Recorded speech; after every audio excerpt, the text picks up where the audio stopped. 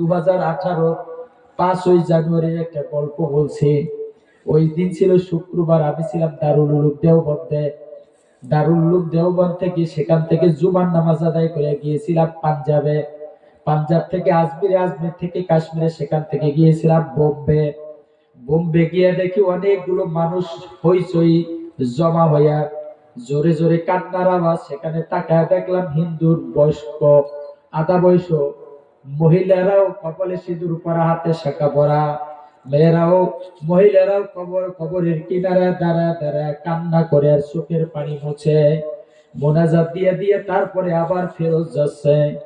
আমি জিজ্ঞেস করলাম, হে মা, একটু দাঁড়াবেন কি? দাঁড়ায় গেল। জিজ্ঞেস করলাম, আমি নিশ্চিত আপনারা হিন্দুর ঘরের মেয়ে? বললেন, হ্যাঁ অবশ্যই। কিন্তু কেন প্রশ্ন? আমি বললাম, কবরের কিনারায় তো হিন্দুরা দাঁড়ায় না, মুসলমানের কবরের কিনারায় কেন হিন্দুরা দাঁড়াবে? মহিলারা কান্না করে না আর বললেন, তুমি হয়তো চিনো না, তোমার বাড়ি মনে হয় বাংলায়। এটা আমাদের এমন মহাপণ্ডিত, এমন এক মহামানব, যার কবরের কিনারায় হিন্দু আর মুসলমান নাই, যাদের সমস্যাগুলো এসে বলার সঙ্গে সঙ্গে তাদের সমস্যা দূর হয়ে যায়। একটু জোরে বলেন সুবহানাল্লাহ। আমি জিজ্ঞেস করলাম, কে সে মহামানব? হিন্দু মহিলারা জবাব দিয়া বলে, তো ব্যারিস্টার হীরালাল গান্ধী। ব্যারিস্টার হীরালাল গান্ধীকে ভারতবর্ষের সাবেক প্রেসিডেন্টের নাম মহাত্মা গান্ধী। মহাত্মা গান্ধীর চার পোলা বড় পোলার নাম হীরালাল গান্ধী, যিনি 1888-তে জন্মগ্রহণ করেছেন। মাত্র 25 বছর বয়সে সুপ্রিম কোর্টের, ভারত সুপ্রিম কোর্টের আইনজীবী হয়েছিলেন। দীর্ঘকাল ধরে তিনি দায়িত্ব পালন করতেছিলেন সুপ্রিম কোর্টের, এমনকি চেয়ারম্যান পর্যন্ত দায়িত্ব পালন করছেন।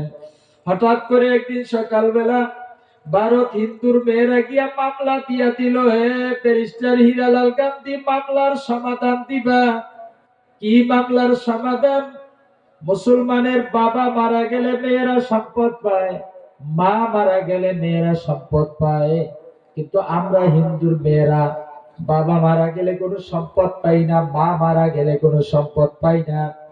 আপনারা জানা থাকলে ভালো, না জানা থাকলে জিজ্ঞেস করিয়েন। হিন্দু ধর্মে মেয়েদের বিয়ে হয়ে গেলে আর বাবার বাড়ি একটা সুতাও পাবে না। ব্যারিস্টার হীরালাল গান্ধী বরাবর মামলা রুজু হয়ে গেল। আমাদের এই মামলার সমাধান দিতে হবে। মুসলমানের মেয়েরা পাইলে আমরা কেন পাবো না? একটু জোরে আওয়াজ দিয়ে বলবেন সুবহানাল্লাহ। ব্যারিস্টার হীরালাল গান্ধী তো বুঝছেন এই মামলার সমাধান গীতায় নাই, এই আইন মহাভারতে নাই, ত্রিপিটকে নাই, জিন্দাবেস্তায় নাই, রামায়ণে নাই, বেদ বাইবেলে কোথাও নাই। এজন্য রাজি হন নাই। কিন্তু 38 জন আইনজীবীর অনুরোধের কারণে সেদিন রাজি হয়েছিলেন। বলছিলেন, আজকের সমাধান দিতে পারবো না, আগামীকালকের সমাধান দেব, আমাকে গবেষণা করার সময় দেন।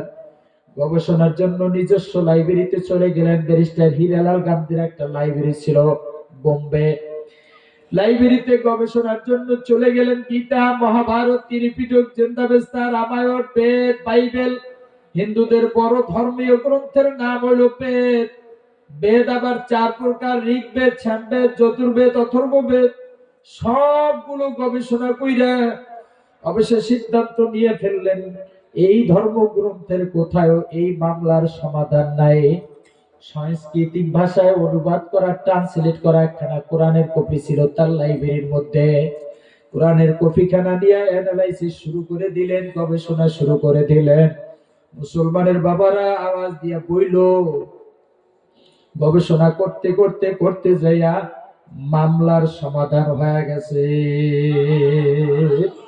মামলার সমাধান হয়ে গেছে। কি মামলার সমাধান? এইটা শুধুমাত্র মুসলমানদের আইন, মুসলমান ধর্মগ্রন্থের আইন, কোরআনের আইন। অন্য ধর্মের মানুষেরা পাবেও না, তাদের ধর্মগ্রন্থে এই আইনও নাই। একটু জোরে কোন সুবহানাল্লাহ।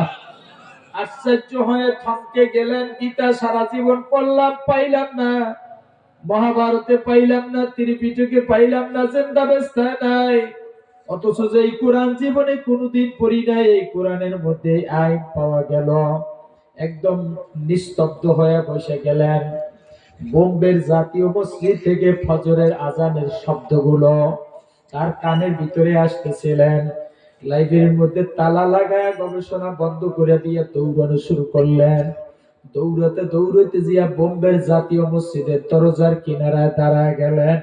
আজান শেষ হয়ে গেল। মুসলমানের মুয়াজ্জিন হাইটে আসতেছিলেন দরজার কাছে।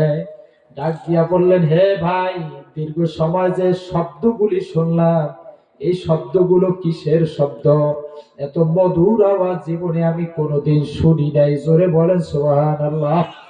মুসলমান বলে, মুয়াজ্জিন ডাক দিয়া বলে, হে ব্যারিস্টার হীরালাল গান্ধী, আমি আপনারে চিনে ফেলাইছি।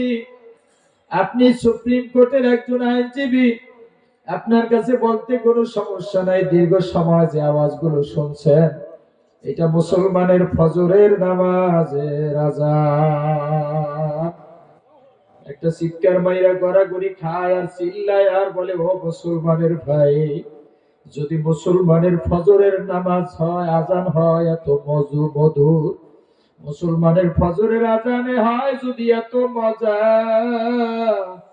জানি না মুসলমানের নামাজে কি মজা, জানি না মুসলমানের কোরআনে কি মজা। আমি আর ব্যারিস্টারগিরি করব না, সুপ্রিম কোর্টেও যাইব না, আইনজীবীগিরি আমার লাগবে না, গীতা বাইবেল মহাভারত আমি পড়ব না, আমারে কালিমা পড়ায় দাও, আমি ওই কোরআন মানি যেই কোরআনের মধ্যে সঠিক ন্যায় ইনসাফ বিচার আল্লাহ নিজে দিয়ে দিছে। ওই কোরআন মানি, আমারে কালিমা পড়ায় দাও, আমি মুসলমান হয়ে যাব। কালিমা পড়ছেন, এই আওয়াজটুকু সব জায়গায় ছড়ায় পড়লো। চতুর্দিক থেকে মানুষজন বোম্বের মসজিদে জমা হওয়া শুরু করলো। সেদিন ফজরের নামাজে প্রায় 20,000 মুসল্লি জমা হয়েছিল। 20,000 মুসল্লির সঙ্গে নামাজ আদায় করলেন। মুসলমান হইলেন, নাম দিলেন আব্দুল্লাহ গান্ধী। ব্যারিস্টার হীরালাল গান্ধী আর নাই, আব্দুল্লাহ গান্ধী। নামাজের পরে বক্তব্য দিয়ে দৌড়ানো শুরু করলেন। গিয়ে দেখেন, এখনো হিন্দুর মেয়েরা সুপ্রিম কোর্টের বারান্দায় অপেক্ষায় আছে। ওদেরকে দেখে হাউ বাউ করে কান্না করেন আর বলেন, হে হিন্দুর মেয়েরা শোন, তোদের নসিব মনে হয় ভালো না। তোদের মামলা করার কারণে আমি হীরালাল, ব্যারিস্টার হীরালাল গান্ধী নসিব বড় ভালো হয়ে গেছে। তোরা যদি মামলা না করতি, আমি জীবনে গবেষণায় যাইতাম না, মুসলমানের কোরআনও পড়তাম না, আর আমার ভুলও ভাঙতো না, আমি কালিমাও নসিব হইতো না। তোদের নসিব মনে হয় খারাপ, তোদের ধর্মগ্রন্থের মধ্যে তোদের মামলার সমাধান নাই। গীতা, মহাভারত, বাইবেল, ত্রিপিটক, জিন্দাবেস্তা, রামায়ণ, বেদ, বাইবেল সব পড়লাম, কোথাও কোনো মামলার সমাধান নাই। মুসলমানের কোরআনের মধ্যে এই সমাধান আছে, এই আইন শুধুমাত্র মুসলমানের জন্য। হিন্দুর মেয়েরা ডাক দিয়ে বলে, ব্যারিস্টার হীরালাল গান্ধী, যদি গীতা, মহাভারত, ত্রিপিটকের মধ্যে এই আইন না থাকে, আমরাও মানি না। যেই কোরআনের মধ্যে এই আইন আছে, যেই মুসলমানের জন্য এই আইন, আমাদের কেউ ফালাইয়া না দিয়া আমরাও আর গীতা, মহাভারত, ত্রিপিটক পড়বো না। আমাদের কেউ কালিমা পড়ায় দাও, আমরাও ওই কোরআন মানি, আমরাও মুসলমান হয়ে যাব।